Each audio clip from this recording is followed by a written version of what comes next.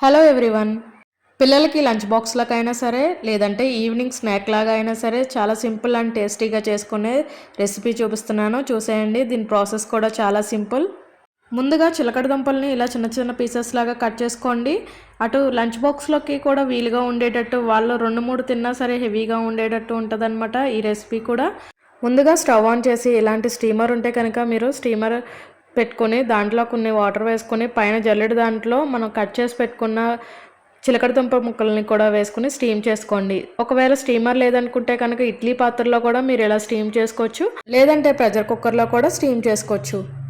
ఇలా స్టీమ్ చేసుకున్న చిలకడ దుంప అన్నిటిని కూడా ఒక ప్లేట్లో వేసుకుని చల్లారి పెట్టుకున్న తర్వాత పైన తొక్కంతా ఇలా తీసేసుకుని చల్లారనివ్వండి. ఇవి బాగా చల్లారితేనే మీరు ఫ్రై చేసుకున్నప్పుడు నాన్ స్టిక్ ప్యాన్కైనా దేనికైనా సరే అంటుకోకుండా ఉంటాయి. సో చల్లారిన తర్వాత మాత్రమే నెక్స్ట్ ప్రాసెస్ చేయండి. ఉన్న తొక్కలన్నింటిని కూడా సపరేట్ చేసుకున్న తర్వాత నెక్స్ట్ ప్రాసెస్లో స్టవ్ ఆన్ చేసుకుని ఇలా నాన్ స్టిక్ కడాయి కానీ ఏదైనా పెట్టుకొని దాంట్లో కొద్దిగా ఆయిల్ పోసుకుని ఆయిల్ హీట్ అయిన తర్వాత మనం స్టీమ్ చేసుకున్నటువంటి చిలకడ దుంపలు అన్నిటిని కూడా ఇందులో వేసి కాస్త ఫ్రై అవనివ్వండి.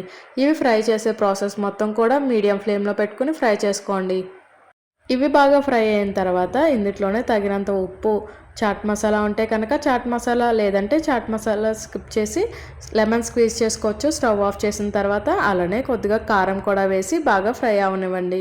ఇవన్నీ ఫ్రై అయిన తర్వాత సర్వింగ్ బౌల్లోకి తీసుకుని సర్వ్ చేసేసుకోవడం అంతే. ఎంతో ఈజీగా చేసుకునే సింపుల్గా అయిపోయే lunch box and snack recipe ready.